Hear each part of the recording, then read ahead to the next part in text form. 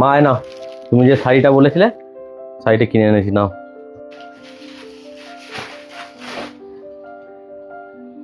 কদিন আগে সারি সারি করে মাথা খারাপ করে দিচ্ছিলে, আজকে যখন শাড়িটা কিনে এনে তোমার হাতে দিলাম তুমি ভালো করে দেখারও প্রয়োজন মনে করলে না, শাড়িটা নিলে নিয়ে ছুঁড়ে ফেলে দিলে।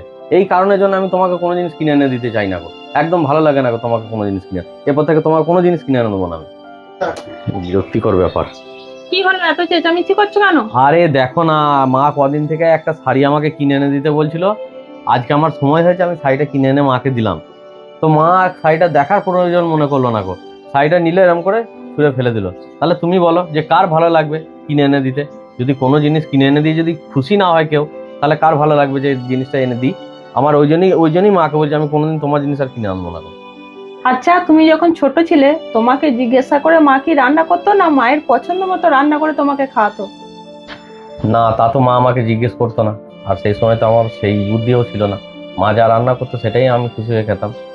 তুমি খুশি হয়ে খেতে বা না খুশি হয়ে খেতে সেই জ্ঞান তোমার কিন্তু ছিল না। মা কিন্তু যেইটা রান্না করে দিত তুমি কিন্তু খেতে।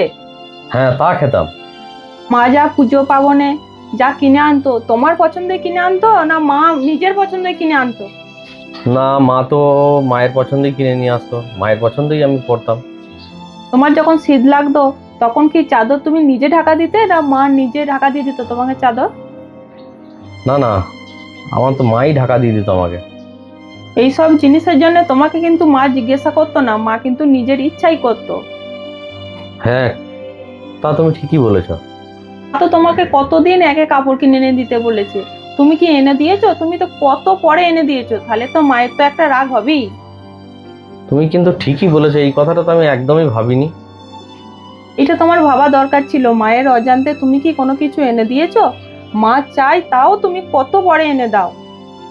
হ্যাঁ গো, আমারই ভুল হয়েছে বুঝলে।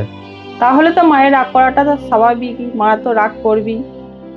সত্যি তুমি ঠিকই বলেছো, জানো তো, এই নানান কর্মব্যস্ততার জন্য আমার এই জিনিসগুলো ভুলভাল হয়ে গেছে। সত্যি করেই আমার এটা খেয়াল রাখা উচিত ছিল যে যে কোনো জিনিস মায়ের প্রয়োজনের আগে এনে দিতে হয়, না হলে মায়ের এরকম রাগ হবেই। তার জন্য আমি অনেক ছোট বড় কথাও মাকে বলে ফেললাম রাগের মাথায়। তো যাই হোক মা, তুমি আমাকে ক্ষমা করে দিও, তুমি আমাকে ভুল বোঝো না, ঠিক আছে? এরপর থেকে তোমার প্রয়োজনের সমস্ত জিনিস তোমার চাওয়ার আগেই আমি তোমার কাছে হাজির করে দেবো। তুমি কিছু মনে করো না, আমি তোমাকে অনেক ছোট বড় কথাও রাগের মাথায় বলে ফেললাম মা। সত্যি করে মা, আমি বুঝতে পারিনি, তোমাকে অনেক ছোট বড় কথা বলে ফেলেছি মা। না রে বাবা, তোরা তো আমার ছেলে, তোকে তো আমি ভালো করে জানি। তো শাড়িটা দিয়েছিস আমার অপছন্দ হয় নাই, আমি এমনি রেখে দিলাম ওরকম করে। বেশ ঠিক আছে, তাও দুটো বড় কথা ছোট বড় কথা তোমাকে বলে দিয়েছি মা, তুমি কিছু মনে করো না। না না, আমার ছেলেদের ব্যাপারে আমি কিছু মনে করি না বাবা।